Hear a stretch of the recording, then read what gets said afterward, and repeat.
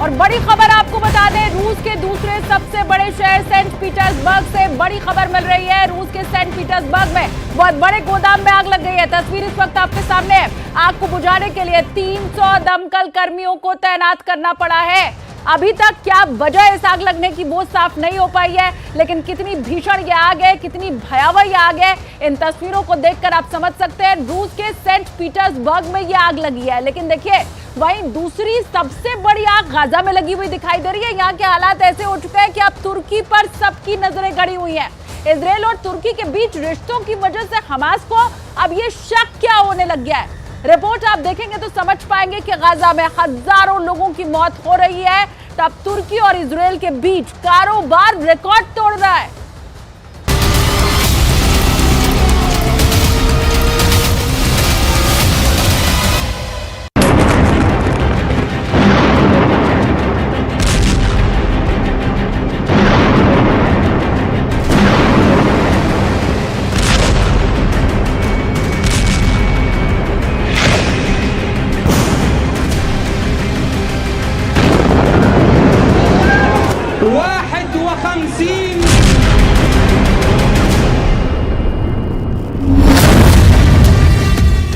Israel ने कह दिया है कि हमास का खात्मा तय है।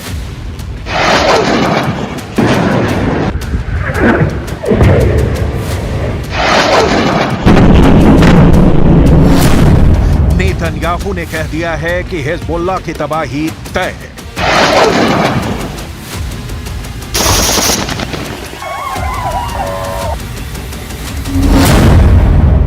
अमेरिका और इजरायल दोनों कह रहे हैं कि हूथी भी मारा जाएगा।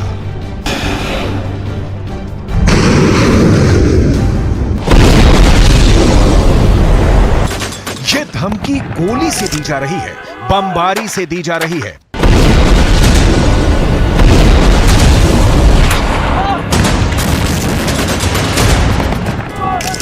मिसाइल के हमलों से दी जा रही है, लेकिन हमास को खत्म करने की सबसे बड़ी सुपारी तो उसके सबसे बड़े हिमायती ने ले रखी है।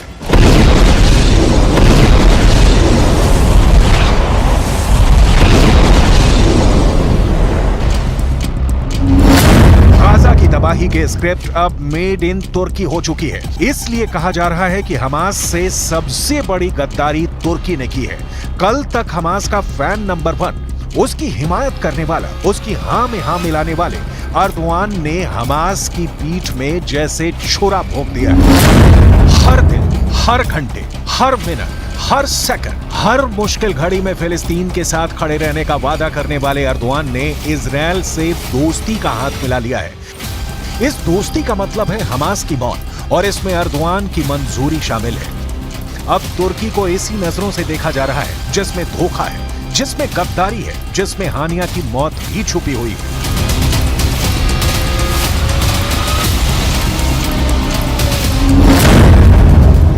गाजा में बमबारी शुरू होने के बाद से तुर्की और इजरायल के बीच व्यापार 34.8% तक बढ़ गया है।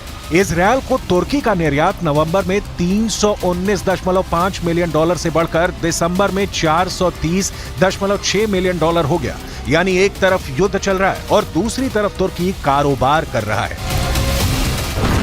मतलब ये कि युद्ध शुरू होने के बाद से तुर्की और इजरायल के बीच व्यापार बढ़ गया है। जब गाजा में खून खराबा जारी है, तब तुर्की ने इजरायल को एक्सपोर्ट का सबसे बड़ा डेस्टिनेशन बना लिया। तुर्की ने फिलिस्तीनियों की जान की कीमत अपनी एक्सपोर्ट वाली डील से मिटा दी है। यही वजह है कि तुर्की और आसपास पूरे पश्चिम एशिया के लोग अर्दवान से सवाल कर रहे हैं। इस वक्त इजरायल की सेना की वर्दी भी तुर्की में बन रही है। इस वक्त इजरायल जिन जूतों से गाजा को रौंद रहा है, वो भी तुर्की में बन रहे हैं। इस वक्त ठंड से बचने के लिए इजरायल के सैनिक जिन गर्म कपड़ों का इस्तेमाल कर रहे हैं, वो भी तुर्की में तैयार हो रहे हैं। ये दुनिया जानती है कि गाजा में अटैक के बाद सबसे पहले अर्दवान ने इजरायल की निंदा की थी। अर्दवान ने तो नेतन्याहू की तुलना हिटलर तक से कर डाली थी। अर्दवान ने हर समय फिलिस्तीन के लोगों के साथ खड़ा होने का वादा किया था, लेकिन अब इस सच्चाई से पर्दा उठ चुका है। पूरी दुनिया को पता चल चुका है कि भले ही तुर्की के राष्ट्रपति तैयब अर्दवान फिलिस्तीनियों के साथ खड़े होने का ढिंढोरा पीट रहे हो, लेकिन असल में तो वो नेतन्याहू के साथ मिलकर बहुत खामोशी से अपना कारोबार चमका रहे हैं। गाजा हर दिन मर रहा है। वहां के लोगों को युद्ध की बहुत बड़ी कीमत चुकानी पड़ रही है। हर बढ़ते दिन के साथ गाजा में इजरायल की फोर्स का ऑपरेशन तेज होता जा रहा है, तो दूसरी तरफ हमास के हिमायतियों की भी खैर नहीं है।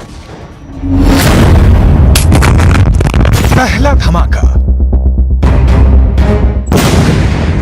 दूसरा धमाका,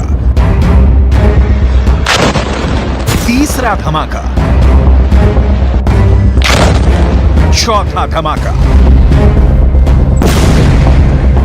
पांचवां धमाका। इतने धमाकों के बाद भी क्या हमास का कमांडर और गाजा का बिन लादेन कहा जाने वाला याह्या सिनवार जिंदा है, या फिर इन धमाकों में इजरायल का कट्टर दुश्मन हमेशा के लिए जिंदा दफन हो गया है?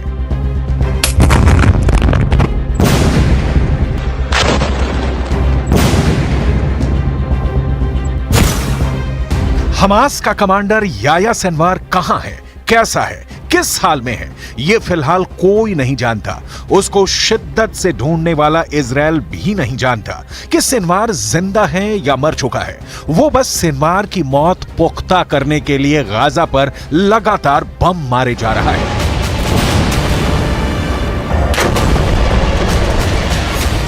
पूरी दुनिया जानती है कि सिनवार इस वक्त गाजा में ही है। अगर वो जिंदा है तो वो कहीं छुपा हुआ है। क्या वो बमबारी में तबाह हो चुकी किसी इमारत के खंडहर में छुपा है या किसी सुरंग में ठिकाना बनाया हुआ है? यही वजह है कि इजरायल हर दिन हमास के सुरंगों को निशाना बना रहा है। गाजा में चुन चुन कर हमास की सुरंग को बर्बाद कर रहा है। हर उस ठिकाने को निस्तो नाबूद कर रहा है जहां हमास का पूरा कैडर हो सकता है या फिर उसके लीडरों के छिपे होने का शक है।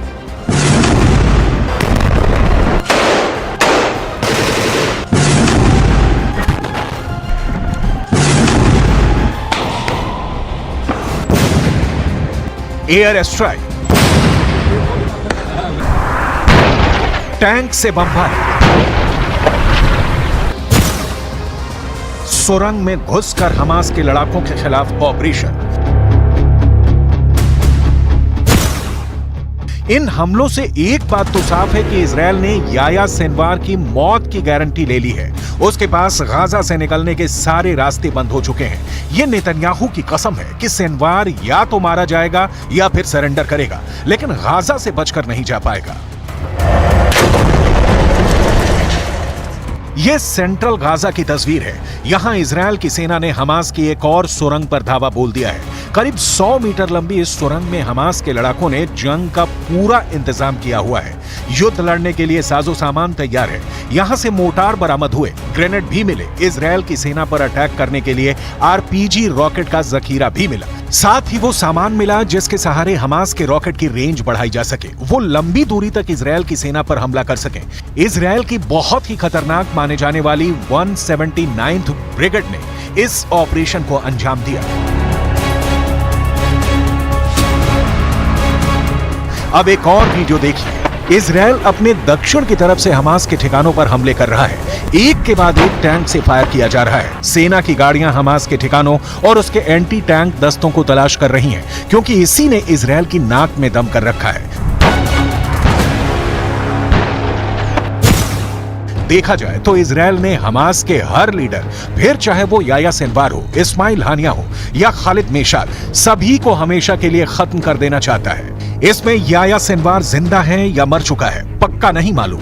हानिया और खालिद मेशाल भी खौफ में है, जबकि हमास के नंबर 2 सालेह अल अरूरी को इजरायल खत्म कर चुका है।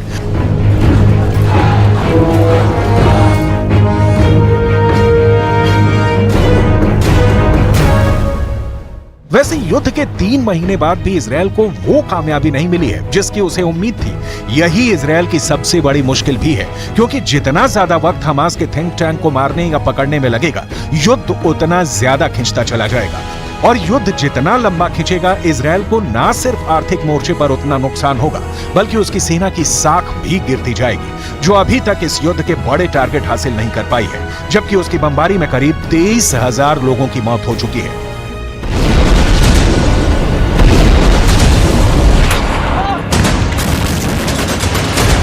3 חודשים החמאס ביצע בנו טבח נורא. הממשלה בראשותי הנחתה את צה"ל לצאת למלחמה כדי לחסל את החמאס, להשיב את חטופינו ולהבטיח שעזה לא תהיה עוד איום על ישראל. नेतन्याहू ये बिल्कुल भी नहीं चाहते कि उन्हें अब किसी भी तरह का नुकसान हो। वो गाजा में भी फंसे हैं और इजरायल के राजनीतिक हालात के बीच करप्शन के इल्जाम में भी फंसे हैं। लेकिन इजरायल के लिए इस वक्त सबसे ज्यादा जरूरी है हमास की हार, उसके बड़े कमांडर्स की मौत या सरेंडर। जब तक ऐसा नहीं होता तब तक ये लड़ाई चलती रहेगी। इसका अंत कैसे होगा ये फिलहाल कोई नहीं जानता। कई कोशिशों के बाद भी अब तक सुलझ नहीं पाई है। जब तक ये युद्ध चलेगा तब तक हमास के लड़ाकों के साथ गाजा में रह रहे निर्दोष लोग भी मारे जाते रहेंगे। उनकी जिंदगी बद से बदतर होती जाएगी।